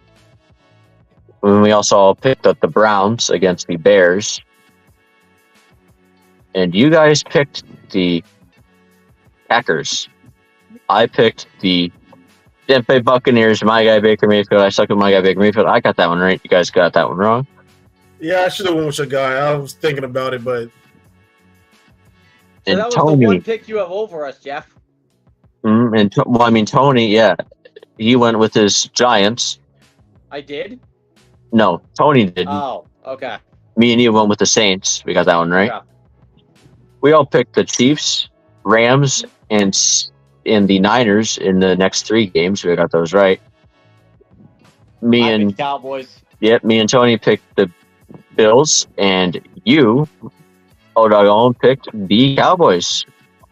I don't know. I was honestly torn with that game. I had a feeling the Bills were going to win, but then I think I changed it to Dallas last minute. We just get to send the Cowboys, so any team that goes against them, unless it's like an obvious one, we pick the opposite team. And in the final games, Tony picked the Ravens and the Seahawks along with me. And I picked the Ravens Seahawks. Which I'm guessing that you picked. Or the Eagles. Ravens and Eagles. Okay. And then Tony picked Seahawks. I didn't do my picks for next week yet. We're about to do them now. Okay. Well, I can't do them because I'm on my phone. It's fine. Okay. All right, we got the Saints and Rams. Both are 7-7. Both are in the playoff hunt. I'm going to take the Rams at home. Is someone able to make my picks for me? Just do them after you get off after we're done. All right, just say out who you picking. Yeah, hold on. I'm going to write them down so I don't forget. I'm just going to write down who I think's going to win. That's it. Give me 1 sec. All right, so what's the first game? Rams and Saints? Yeah. All right, I'm going with the Rams. Yeah, I'm going with the Rams. Their offense has looked really good over the past couple of weeks. So we got the Bengals and Steelers. I'm sorry, Jeff. Your boys. I'm going Bengals. 3 weeks straight. No, I'm going with the Steelers. I think they're going to bounce back. Whew. Okay. I'm not. Then we got the Bills and Chargers. After the ass whooping the Chargers take, I see them taking another ass whooping. Bills. Like, I'm picking the Bills, but I just have a weird feeling that that's a game that the Bills lose after beating the Cowboys. No. Like, I'm not picking them, but just knowing the Bills, they just got done beating the Cowboys, which is a big game. I could see them losing this game somehow. Just with all the shit that's going on in Los Angeles, that I could see the Bills somehow losing this game, but I'm picking the Bills. You know what it is? It's a trap game. Mm-hmm. Trap game for the Bills. I'm not going to lie. I can see that too, though. But I'm still picking Bills, but I can see that. Mm-hmm. Then we got Colts and Falcons. You're going with the Falcons, right? After you just signed Arthur Smith? I'm going with the Colts. I'm done fucking with the Falcons and their idiot ass head coach. I'm going with the Colts. I'm going Colts. Fucking jackass. Jackass. Then we got Seahawks and Titans. That's easy, Seattle. Yeah, Seattle, with the way that the Titans are not utilizing Derrick Henry right now. And then we got the Lions at Minnesota. This is usually a tough game, but without Kirk Cousins, I got to take the Lions. Yeah, I'm going Lions. Even though Mullins has looked good, I'm going with the Lions there. And Oh shit! Oh, Oh, Aaron fuck. Rodgers is back, so Jets. Well, we don't know 100% yet. All right, so I'm gonna go Jets or Commanders, depending on who plays. So right now I'm gonna pick the Jets, but if I see that Aaron Rodgers isn't back, I'm switching to Commanders. I don't think Aaron Rodgers wants to come back after that line blocking today. Yeah, I know, but it all depends, though. I mean, they're already out of the playoff race. Why even come back? Why risk it? Like, that's just stupid. I'm going with the Commanders. I'm gonna take the Commanders for now, but I'm gonna switch to the Jets if Aaron Rodgers plays. My thing is, this is one of those games where I got a feeling fucking there's gonna be a Zach Wilson sighting again, like it was 2 weeks ago. Threw for over 300 yards. Zach Wilson got hurt this week.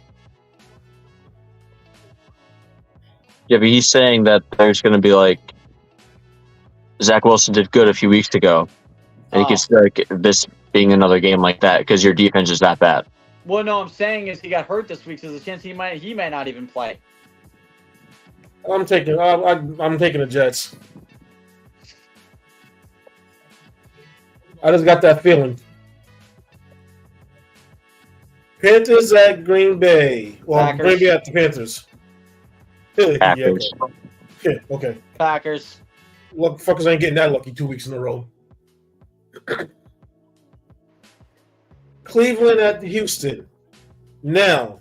Ooh. I'm going It Houston Depends right if now. CJ Stroud plays. I was about to say, if CJ Stroud play, I'm going with Houston. Yeah. So if that's the same scenario with the Jets and Commanders. If CJ Stroud plays, I'm going Texans. If he doesn't, I'm going Browns. I'm going Texans for right now. I'm going Texans for right now, but yeah, it's gonna be switched if he doesn't play. Yeah, same. But I'll probably never change it, so I'll probably get it wrong anyway if he doesn't play. Same here. Jacksonville at Tampa Bay. Oh, we all know how the Jaguars are on the road. Yeah. No, I'm going Jags. Jags on the road are tough to beat. I know it's your boy Baker Mayfield, but I'm going with my boy Baker Mayfield. I don't care about getting it right. I don't care about getting it right. I'm going with my boy Baker Mayfield off of his big performance this week. All right, Tony, we're about to get ahead of Jeff in the standings. and then this we got the laughing battle stock. of You gotta be fucking kidding me. the two shit games. I'm going with the Bears. I'm going Bears. Well, that's tough. Oh, what the fuck is this Sunday night game? What the shit is that? What is Yeah, I that? know. I'm gonna go Bears. No, not even this one. Dolphins, the Cowboys at Miami. Miami. Fuck the I Cowboys. hate to say it, but I'm being realistic. I gotta go Dallas after their beatdown that they had against Buffalo. I'm no. Fuck no. I'm thinking realistically. I don't give a fuck about realism. Fuck the Cowboys. No, they're going to get their ass whooped again. I don't know That's about what's gonna that. happen. Patriots and Broncos. Broncos. Broncos. What is this Sunday night game? Like, who the fuck's going to watch this on Christmas Eve? Shit. Not I don't us. know, We're doing the podcast. I'll be at work. You could blame your best. You could blame your best friend for that one. No, nah, that's your best friend. That fucking moron. Oh, Raiders, can you put up 70 again, please? Against the Chiefs? Hell no, you can't. No, you can't. I'm going Chiefs. Chiefs. I believe if the Chiefs win against the Raiders, I think they clinch a playoff berth. Tony, don't do it. Please don't do it. Don't do it, Tony. Please don't do it. I know, I talk about having faith in your team, but this is just stupidity if you pick Yeah, the this is Giants just here. stupid. That's stupid, Tony. Don't. Please don't. Tony, don't you dare. Don't do it, please. No. Tony, No. don't. No. Oh, Tony. Please, All no. right, rest in peace. Rest in peace for Tony's record this week. I'm about to be in first place ahead of y'all. Hey, with the way the Eagles' offense has been playing, anything is possible. But it's still 2 weeks away, Tony. They haven't even played yet. And their defense is falling apart. But they haven't even played this week yet. You don't even know how they're going to play tomorrow against Seattle. There's no guarantee Jalen Hurts is going to be playing tomorrow. There's no guarantee that the Eagles are going to play like shit tomorrow.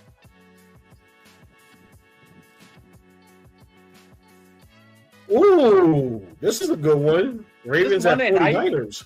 Is this Monday night? Yeah. Oh, yes, it is. baby, I'll be watching this game. Yes, on Christmas. Merry Christmas. All right. Ooh. Oh, man. I'm going with the Ravens with the upset. Going Niners.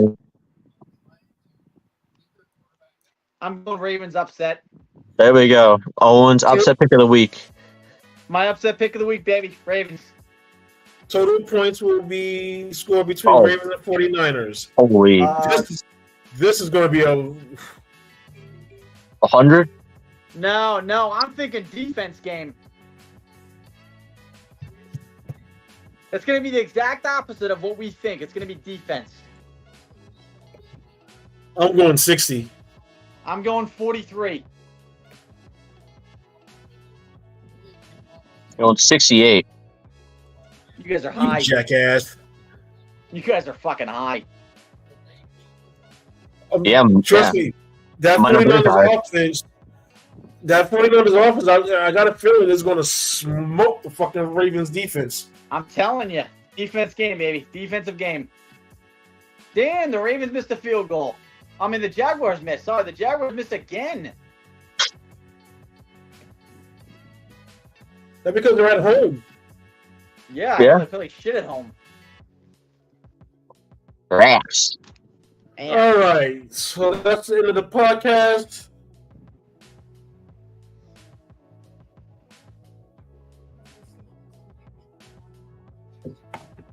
Sorry, I had a text message. It's unacceptable. You'll get over it. I might not, but it's might affect me for the rest of the day. You still get over it. So we want to thank everybody for joining in. No, we don't. We want to thank Brian for his smart-ass remarks. We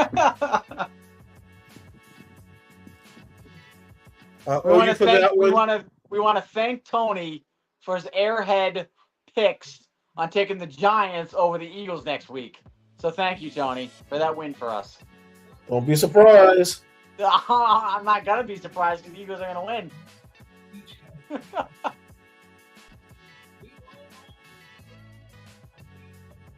Also, we want to let everybody know this. Please follow our Facebook page, the DropZone Podcast. Make sure you hit the like buttons on that. Also, hit the subscribe and like button or the bell notification on our YouTube page, as we're trying to hit 500 subscribers. Once again, we want to thank all of our viewers. We want to welcome back pain in the ass old dog Owen. Because now we're going to have more Justin Winston bullshit. That's right. Did you say Justin Winston? Yeah, he did. Jameis Winston? Tony, that Justin fucker. Wilson. Justin Winston. Who's Justin Winston? Is that his brother? I don't know. I'm tired. Well, that's why you made the idiotic pick of the Giants over the Eagles. All right, now we got an excuse for you. It's all good. No, that's just a brave pick. That's my upset pick of the week. There's your upset. Wait a minute, Jeff. What's your upset pick of the week? Don't got one. Boring. I pick realistic. All right, so for all of us, we want to say everybody have a good night and see you next week on Christmas Eve. which should be an interesting show. Yes. Because me and Jeff got something planned. Are you gonna roll me in with this? You gonna let me know?